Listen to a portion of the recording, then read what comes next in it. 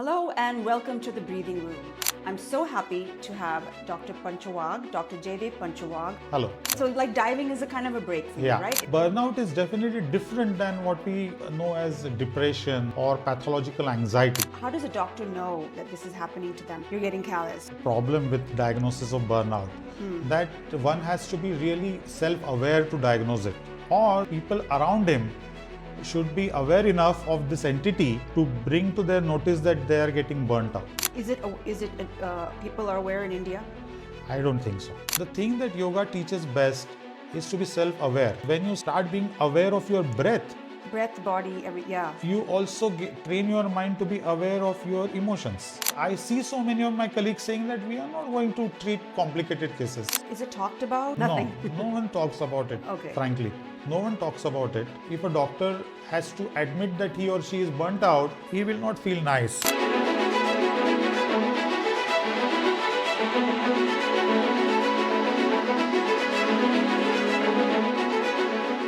Hello and welcome to the Breathing Room. I'm Rita Date, your host. I'm a yoga and meditation coach, nutritionist, and author.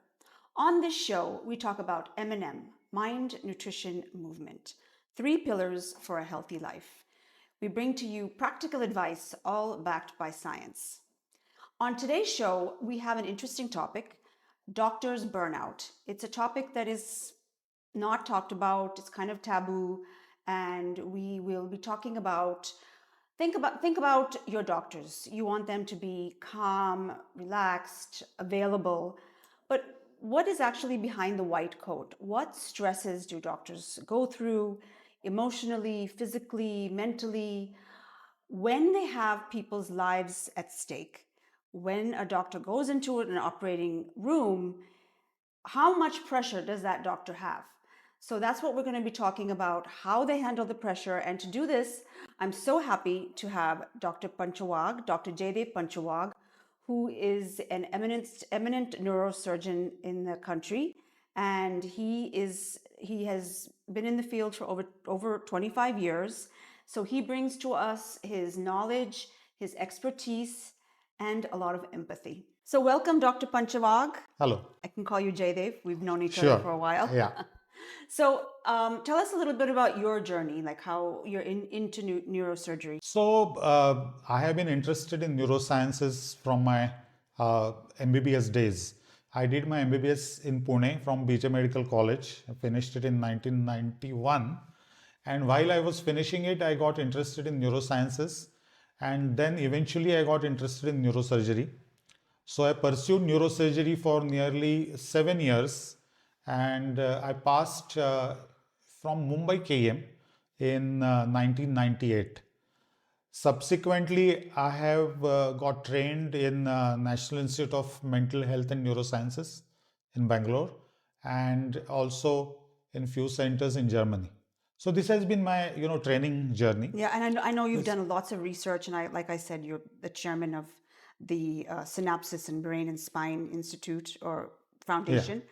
So not only are you doing neurosurgery, you are doing a lot of research in Correct. Neurosurgery.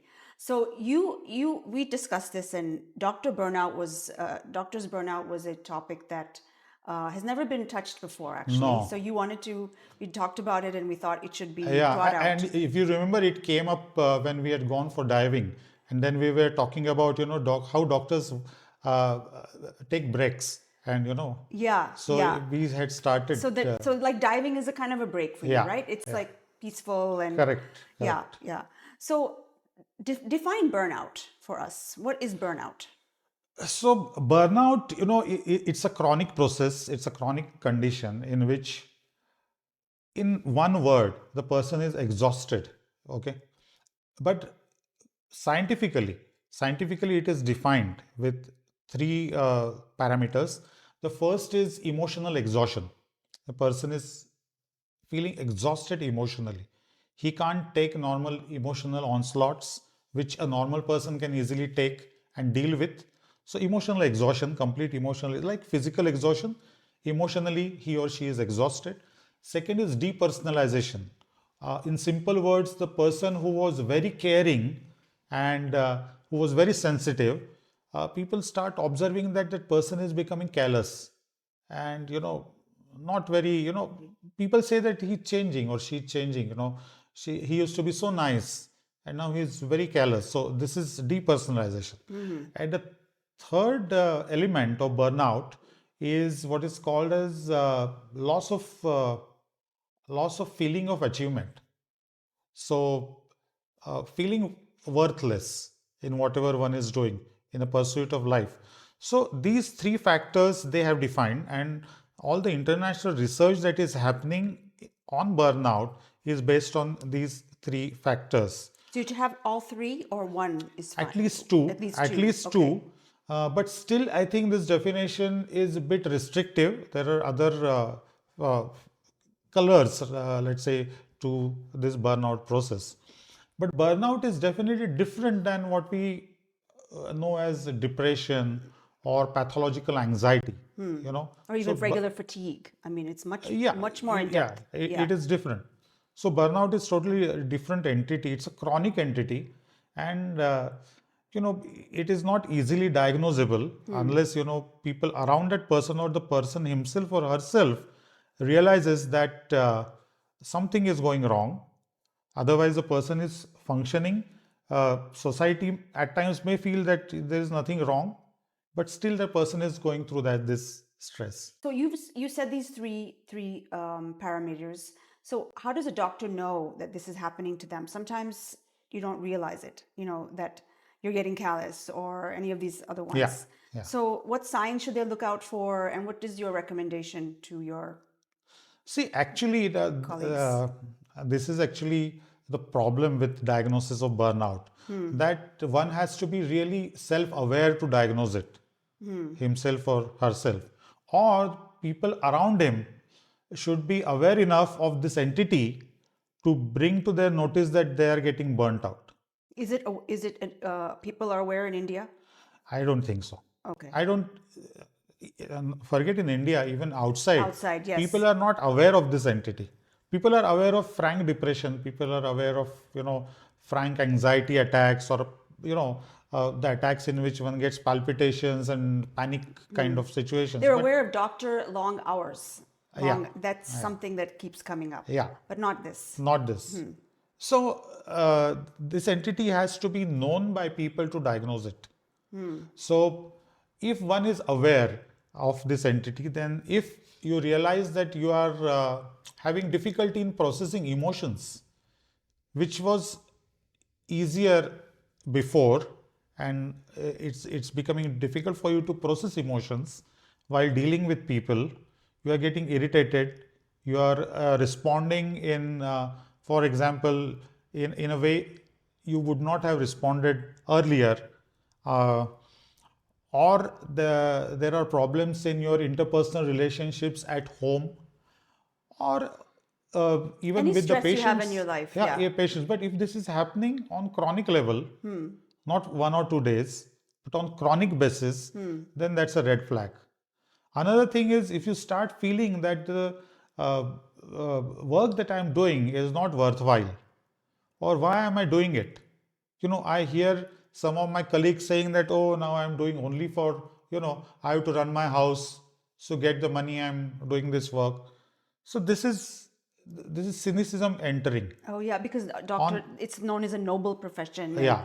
You should not be thinking that. So cynicism entering. Huh. Cynicism entering. Right. Now, this is true about other professions too. Suppose somebody who is a brilliant coder, for example, in IT industry, and he starts thinking, what is the point in all this? I just have to run my house. That's why I go there. I do the coding. I give them whatever they want, and I come home. So this is a red flag, because unless you enjoy your work, at least to an extent, it loses its meaning, and then it starts being a stressor rather than something which is good. So Yeah, and in our, earlier days, you just went into these professions without really knowing whether you really like it. Absolutely. These days might be different, might not, but those days, engineer, doctor, you just went in, and you didn't know if you're going to like it. It's just something you had to do. So that's why you see a lot of engineers and doctors having so many other interests, maybe, there are so many artists, writers, that's the inherent nature maybe Yeah. that they had. So is that a factor? People, I mean, at maybe our generation, they're not really into their profession. Can it be? No. I don't think it's exactly like this. But in medical profession, when one aspires to be a doctor, it is essential that certain things are made very clear to that person. For example, as I said, when you're treating someone, you are essentially going against nature. If somebody has brain tumor and I'm treating the brain tumor, maybe 40, 50 years back, this person would have died. So for millions of years, people with brain tumor have been dying Right. without any treatment. Now for 40, 50, 60 years, we are having this treatment. And in last 10 years, it has really become very, very advanced. So one has to realize that this is a very modern thing, that we are able to treat people. And when you're treating someone, there are going to be failures in that. You should be resilient enough to take the failures, to take the expectations of people getting destroyed in some percentages. So resilience is something which is essential for being a doctor. And in our society, especially in our country, the factor that is seen is the ability to study the whole night and writing correct answers. It is hardly actually a qualification to be a doctor. If you want to create good doctors, you have to have resilient people, you have to have empathetic people, and you have to have people taking pride and joy in the process of helping someone. Now, this you cannot thrust on someone. Right. Not everyone will feel this from within, Nobody knows that at 18 also. No, It's hard, correct, right? correct. But Yeah. but I mean, I always feel that there has to be some mechanism that the admitting universities and maybe parents also, you have to, they have to put the children through this process, because there are many psychological tests available now. Oh, yes, that's true. Yeah. Now it's different. Yeah. So it is quite possible to know what kind of tendencies and thoughts or emotions are inherent to you. And you have to align your profession to that. If that happens, burnouts will be, you will see them in lesser numbers. Yes. So parents, make sure you get your kids Yeah, tested. the whole, I think the whole people system has to, people are doing that now. Yeah. And I hope they respect do it, yeah. and respect the results. respect the results. Respect That's the the other results. thing. Yeah. The other thing you were talking about is that the medical field is so competitive, starting from, I don't know, eighth standard, because the amount of buildup and the amount of study and the amount of competition to get into medical school is so much. Yeah. So you guys are already in this competitive space that's already inbuilt in you. So how does that factor into this conversation? This is a very, very important question. It's a good question, because as I see around, my colleagues or juniors or even seniors that I have seen during my life, they have been very quite competitive. So all these people have been very competitive, inherently competitive. Children who want to go to medicine, the system makes them competitive. And the stress starts there.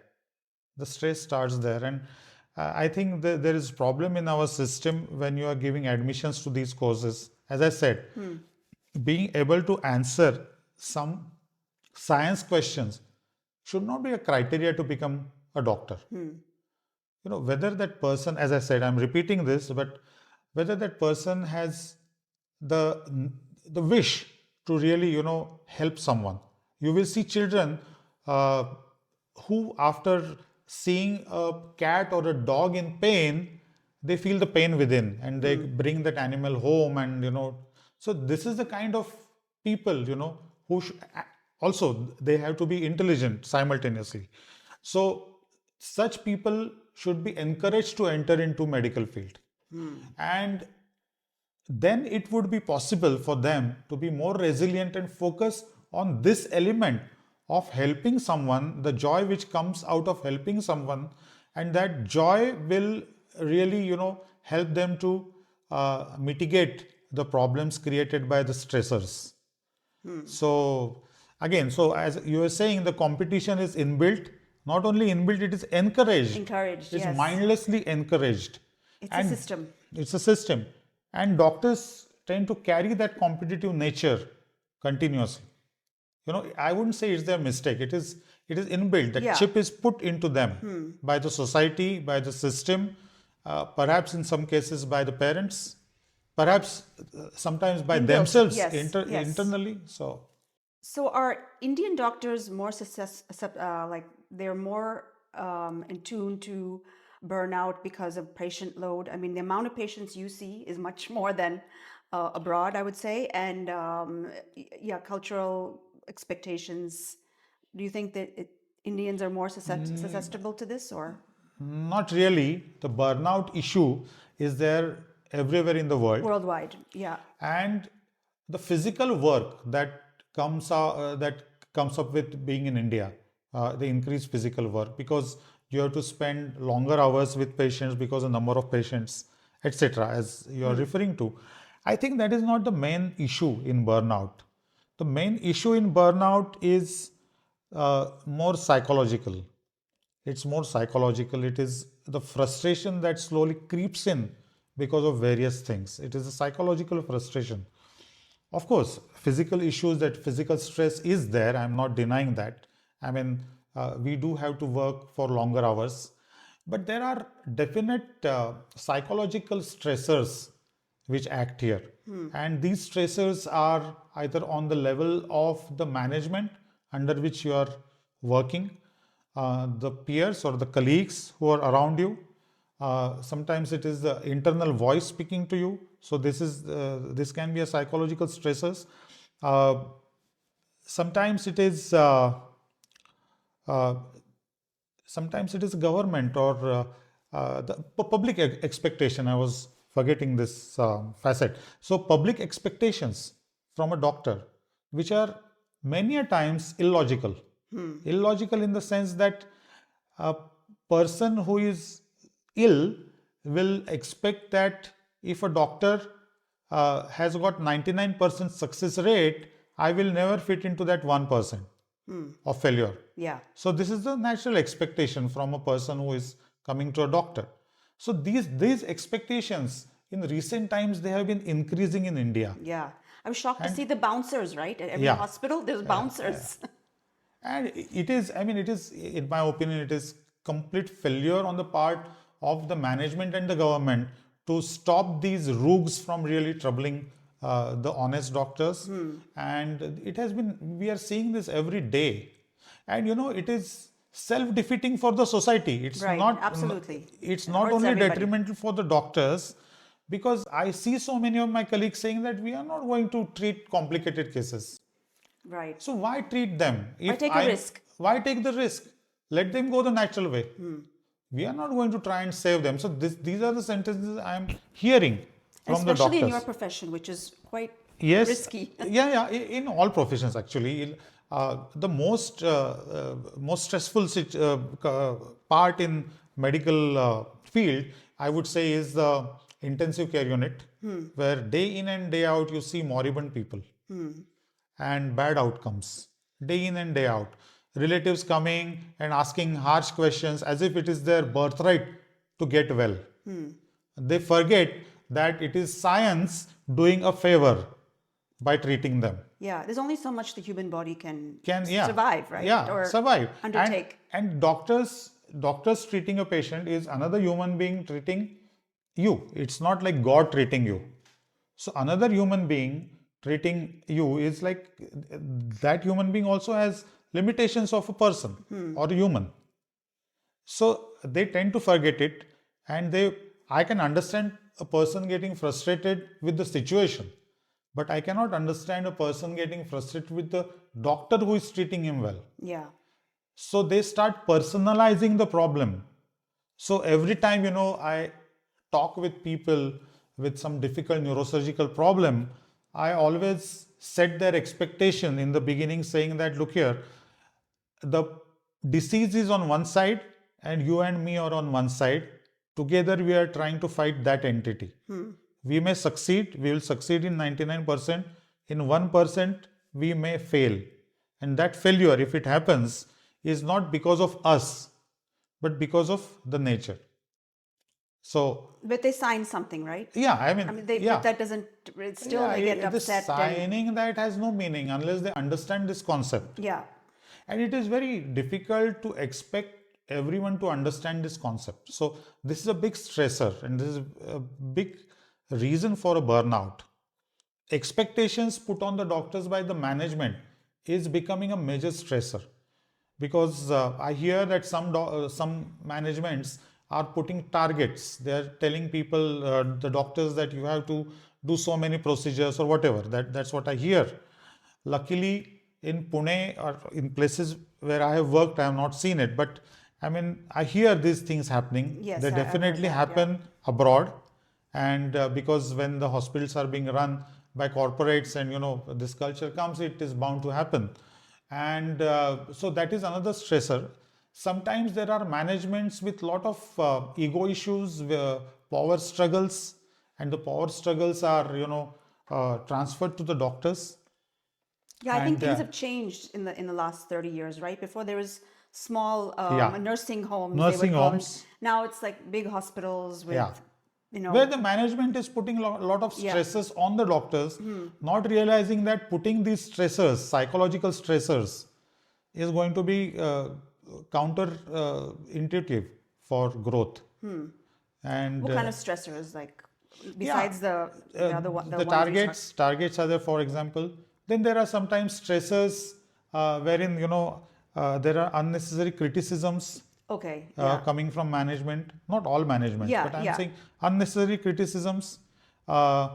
They have an internal need. The management people have internal need to put people in place. It is there in all the managers.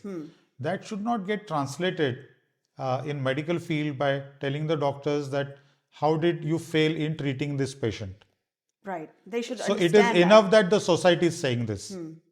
It is enough that the society is saying this. Management adding to that and taking high moral ground is absolutely a bad precedence. Right. So that is a big stressor for some people. And that is happening. So all sorts of things are there. Yeah, because the management is kind of has to balance everything. So they have to take it out on somebody. Take it out on somebody, but they have to know the limit. Yeah. And where to hit and where not to hit should be, they should understand these things. But they are also humans in the end. As I said, doctors are humans, they are also humans. So right. And sometimes they're doctors. So many times they're in the field. So how do you see the legal profession that has changed? How does that come into the medical field? Do you have a malpractice insurance that like we have in the US? Absolutely. Yeah? We do have. In fact, before joining any hospital now, every doctor is asked about his or her insurance, and he has to have it before joining any hospital. This is another dimension that has got added, and the problem with this dimension is again that doctors have become more defensive. Of course, I wouldn't say that holding doctors accountable for their actions is wrong. I'm not saying that. But the legal system has to have the intelligence to know what is a negligence and what is a medical limitation. So that intelligence, that understanding, I wouldn't say that it is not there. It is there in Indian legal system. But the people who deliver the justice are not the same. So as you know, in legal system, many a times when a justice is being meted out, it depends on the interpretation of something by that judge. Right. So there are bound to be individual changes. But if it is followed in spirit, I think it is not a wrong thing. If it is followed by the letter, there would be a problem. And that is a stressor for doctors, of course, that somebody suing them legally. Even though they have medical insurance, they are more afraid of, this word getting out that, this doctor has got sued by someone and then their name going down because of that. So they are more anxious about Yeah, that. it's not nice to have your reputation. Not Sometimes nice it's to no have fault it. of, most of the time it's no fault of your own, and it just, Correct. it's like a Correct. stigma on you. So, So I think doctors have to learn to live with it. They have to learn to tell the society, yeah, I mean, there are few cases going on. They are not true, but I mean, we have to face them and take it in a stride. And right. they have to change their demeanor while Yeah. talking about these things. So Jaydev, tell us about yourself. Have you experienced burnout, and how do you deal with it? How would you deal with it if? See, the burnout happens. I mean, some facets of the burnout happen with any sensitive person who is in this field, and it is important to identify and nip it in the bud. So you have to be aware of this problem. All the doctors need to be aware of this problem. Being aware is half the battle won. Being aware of a problem. So yeah, I remember in 2016 or 17, uh, I was feeling very tired physically, and I started thinking that I should not go to work the next day. So I started questioning myself, why is this happening? Why is this happening? Because getting stressed in work is okay, getting stressed in surgery is okay, but why do I feel that I don't want to go tomorrow and work? So then I really dissected the whole thing, and that was the first time when I read about burnout, and then I took action. I took a break, and it really helped me. So luckily, that was a small tryst with the burnout that I had, but I see many colleagues uh, getting very cynical over the period of time, changing their attitude towards work. They have stopped enjoying the process of the work. Uh, so this is loss of feeling of achievement as one factor. Emotionally, they have changed. They have become sort of callous uh, or indifferent. Let's say, I see people, going through this. Uh, it could be called a mid stage of burnout, but it's very difficult to tell a colleague that you are burnt out because they wouldn't like it. They won't like it, They yeah. won't like it. So But is it talked about, or is no, there any support groups no, or nothing? no one talks about it. Okay. Frankly, no one talks about it. And if a doctor has to admit that he or she is burnt out, he will not feel nice. They will not feel nice. They will feel that I'm admitting that I'm no good for something. Actually, it's not a fact, but Yeah, this it is a is. general Yeah, feeling right. that Because everybody, I mean, every profession has that, but I mean, of correct. course, yours is a different case. So, how do you take care of yourself, Jaydev?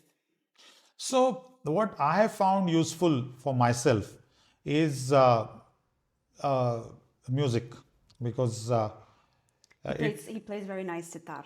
yeah, that helps me. But even if you don't play any instrument or don't sing, you can enjoy music meaningfully. But for that, uh, this ability has to be cultivated, and it has to be cultivated from childhood, from schools, because usually children are stereotyped. People say that he has no ear for music, he cannot draw. So everyone potentially has ability to enjoy music, create music in whatever form, or draw. You know, it may not be at the level of artist, but that doesn't reduce the The enjoyment of that joy. process. Absolutely, yes. That doesn't reduce the enjoyment of that process, and that has to be really cultivated. You have to purposefully cultivate it to be the really um, to really get really forget yourself in the sound. It can be cultivated. It can be cultivated because it's a basic human trait, and it is somewhere there lurking inside. Right, right. And it can be really But it cultivated. can happen in midlife also, right? Yeah, That's the new of midlife course. crisis. No, People no, are no, trying of to course. learn things. No, but it can happen if it is done with purpose. It can surely happen. Surely it can happen. Somebody will feel really relaxed while drawing or painting. Again, one has to look at these arts as a source of relaxation, not as competition that need to draw something and present it to the world and getting applauded is one thing, but actually the process of painting, the best example for that is the history of Van Gogh. Now, Van Gogh in his lifetime, his paintings, they didn't sell, but still he went on painting continuously. I mean, it was his need, inner need. So he really got therapy for himself while he was painting, because he was actually bipolar. He was diagnosed as bipolar and whatever. So he used to enjoy that process. Yeah. So another point you brought up was like the hobbies that you take should not be a competitive hobby. Yeah. Like, for example, if you run and want to do a marathon, don't worry about the timing or Correct. how much better you're doing than somebody else. Correct. Yeah, that was a very good point. Yeah, and That's not going to be relaxing. No, and it is more likely to happen in cases of doctors, because as you rightly said, doctors are competitive by training, and when you take a break, if you go for mountaineering, it is not a question of whether you reach the mountain top first. It is, you need to focus on the process of climbing, on the process of really enjoying the nature, being with oneself as you are climbing, being really with your breathing. So this process of walking, process of climbing, these are not small things, they appear very day-to-day processes.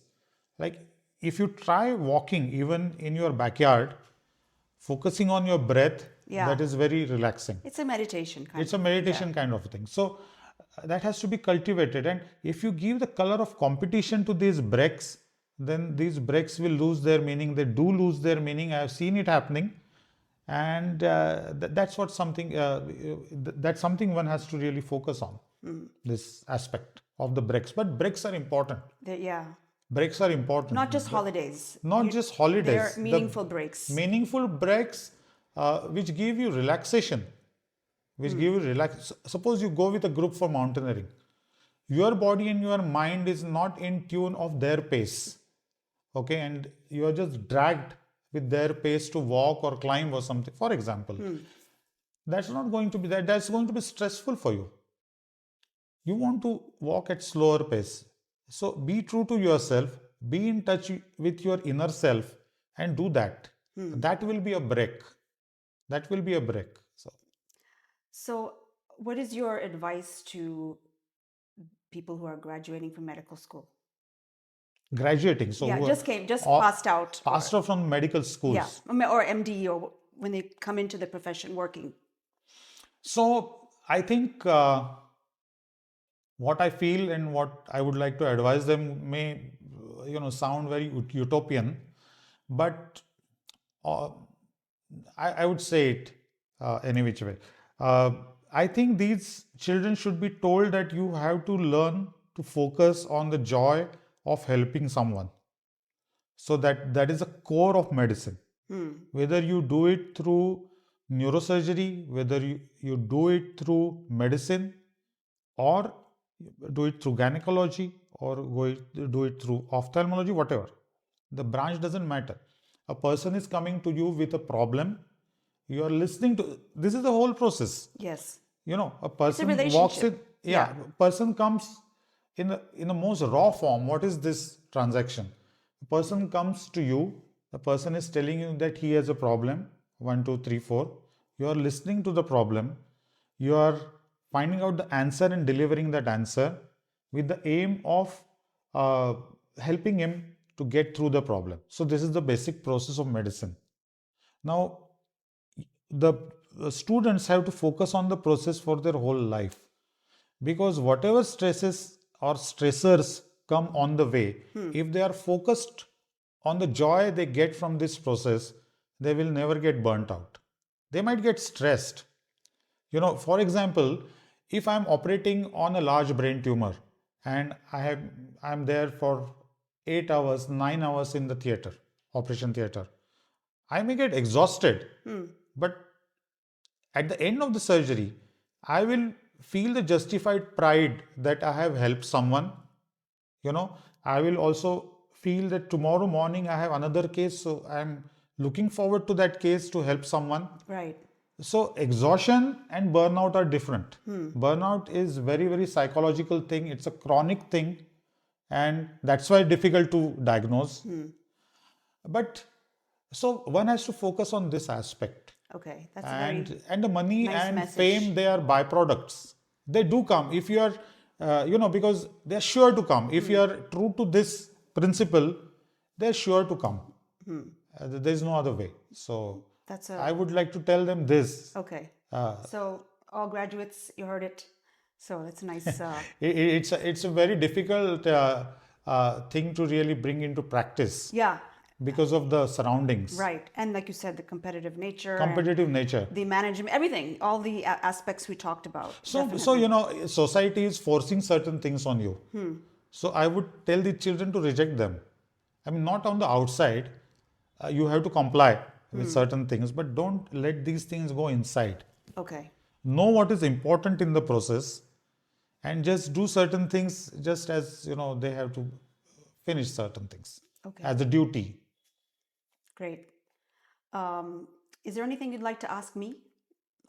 So I would definitely like to ask you, what is your experience with your breathing room? Because you are teaching yoga to so many people. And I think one of the things that helps in burnout is yoga nidra, which is progressive relaxation. Yes. Similarly, there are certain things which are physical which help. And that is a very important. So what is your experience? Well, obviously, I'm pro yoga. Yoga can cure everything. But yeah, I mean, yoga is there for so many layers. It's you start with the physical, and what do they say? Exercise is the best cure for depression. That's a saying, right?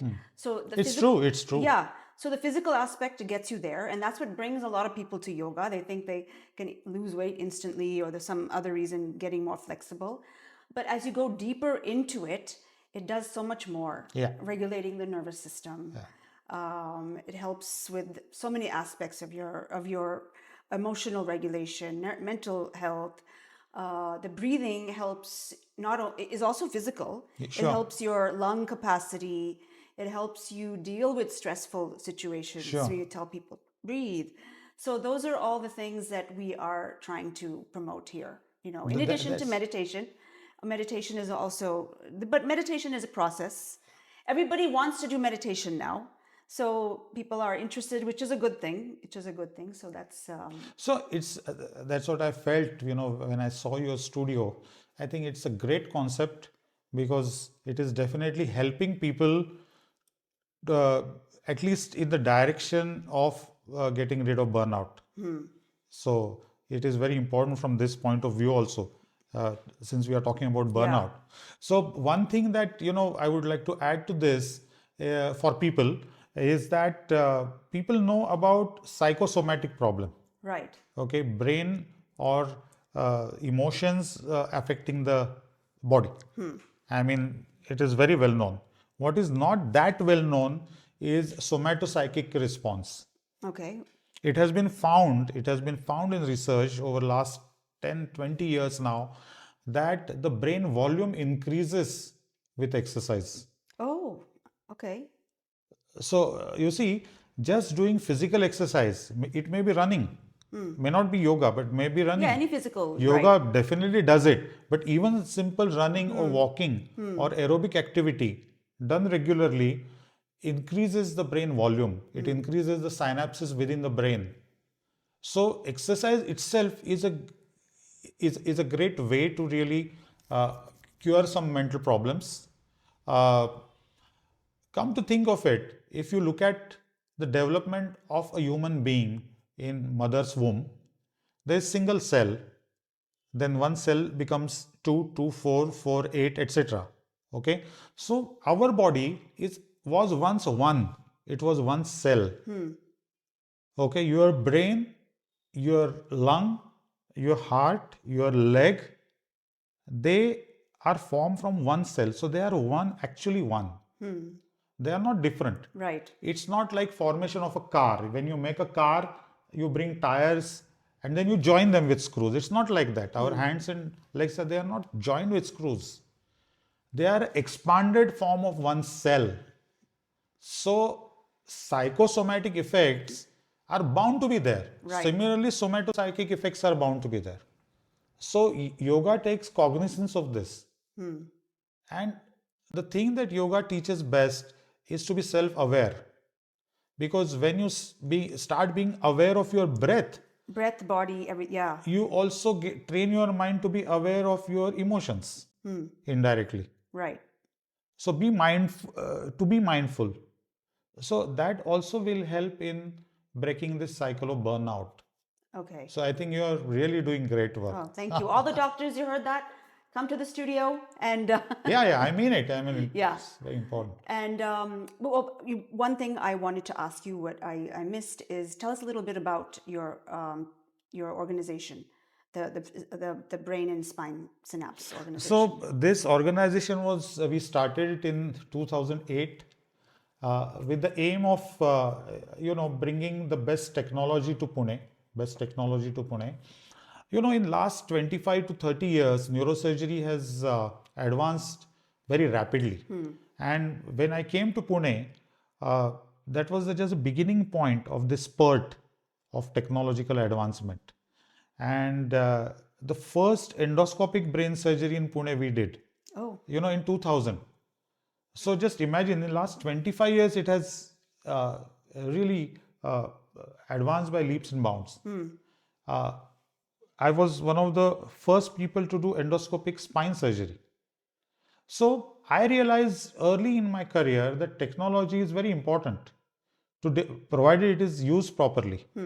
For example, people now know about the words like laser or robotics, etc. Beyond the limit, they don't know anything about it, but they come and tell us that you remove our brain tumor by robotics. They think that it is something great. It's not like that. The technology has to be used properly and at proper places. Right. If it is done, then it is very, very effective. So, how to get the technology and how to get good instruments from abroad. So I started thinking, and then I came to a conclusion that why not form a organization wherein we put forth this proposal to people, whether they can donate us in the form of technology, not in the form of money. Because what happens with the donors is that they are not very comfortable to part with the money because they are not sure how that money will be used. Right. So it addressed that problem too. I said, suppose we get the most modern neuromicroscope to Pune, for example, and we assure you that this neuromicroscope will not be charged to the patients because it is donated. So this is our proposal. How it works. Okay. So yeah, people came forward and they donated first few equipments which we use free of cost for people, and technology became available to Pune people, and we use them free of cost as promised. And the donors could also see that these equipments are there physically. So where their money has gone. Yeah, and how they're being used. How it is being used. Right. So this was a beginning thought behind starting the organization. Then it grew into research. I think we have the highest number of cases being done for two conditions. One is trigeminal neuralgia. Recently it was in discussion because Salman Khan said in one of his interviews that he has this condition. Yes. You're doing research on this. Yeah, for 20 years we have been doing research. Okay. I think we have the number of patients which is unparalleled anywhere in India who have been operated and cured. Another condition that we treat is what is called as hemifacial spasm. Hemifacial spasm, you might have seen some people with this, continuous spasming of one side of the face. It starts with the eye and then it's uncontrolled kind of. When I start speaking with you, this happens. So this is hemifacial spasm. Not both the eyes, only one side. One side. So we operate and treat these patients and cure them. The third project that we run is difficult brain tumors, which need a lot of technology and expertise to cure them, and endoscopic spine surgery. So these four areas that we focus on through our organization and through the group that we have formed through the Synapse Brain and Spine Foundation. Fantastic work. Thank you. I hope it grows with time. It will, definitely will, with your And it will inspire younger minds to learn things. Yeah. Yeah, it takes a special person. Neurosurgery is, Neurosurgery, branches like neurosurgery need focus and dedication, and one has to realize that he or she has to give up certain things in life.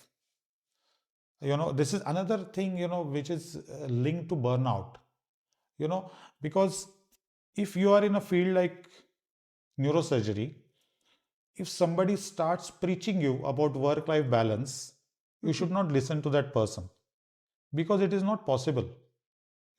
If you are operating for 10 hours and then going back next day operating for 10 hours, 12 hours, it is not in a normal field that you are working. This is something different. And when you are focusing on this field, you have to let go of certain things. If somebody starts telling you that you are not taking care of your work-life balance, you're not taking holidays that much, one has to know what he or she is doing and come to terms with it. That will reduce a lot of burnout. Because in today's culture, this work-life balance is being thrust also on people. And then there is a FOMO in some people's mind, who were really nice some time back, in their mind. They suddenly start thinking, oh, I'm not taking holiday perhaps.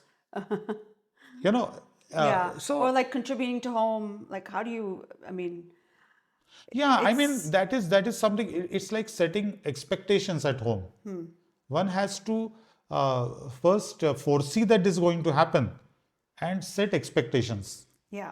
So luckily in my case, my wife is a neuroanesthetist, so she understands that what work I'm doing and what work she is doing also. We need to balance at different levels, but otherwise, a lot of expectations have to be set right at home by young doctors. Right. They have to tell them that I'm not going to fulfill your expectations, because this is not a profession which will allow me to do it and at the same time focus fully on my profession. Yeah, when you're in the operating room, you can't think about anything else. Yeah. So you have to set right those expectations in the households. All right. And your son is a doctor as well. Yeah, he chose to be a doctor, and we had actually given him complete liberty, but now he wants to be a neurologist. Okay. And because he's also interested in neurology, psychology, psychiatry, and subjects on the brink of this. The brain is fascinating. So he is pursuing that in Mayo Clinic in US. Oh, wonderful. So he's also on that path. So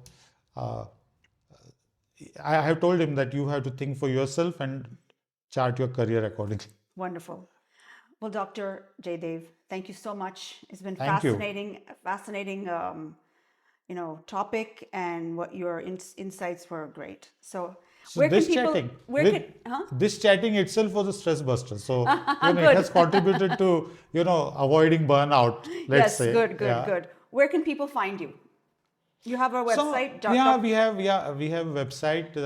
It's drjaydev.com. I'll put it in the show notes. So and I have a YouTube channel. Okay. Again, Dr. Jaydev Panchawagh, on which I have put a lot of videos on trigeminal neuralgia, hemifacial spasms, and there is a section on defeating difficult brain tumors. These are the stories of people who have got cured. Okay. And in India, we don't have support groups. So I hope that serves the purpose of support groups, that somebody who is cured telling their story to people who have been diagnosed newly. That look here, I went through this and now I'm fine. So this is a section called as defeating difficult brain tumors. Okay. So you can have a look at them. No, I'll put it in the show notes. That's very interesting. Yeah.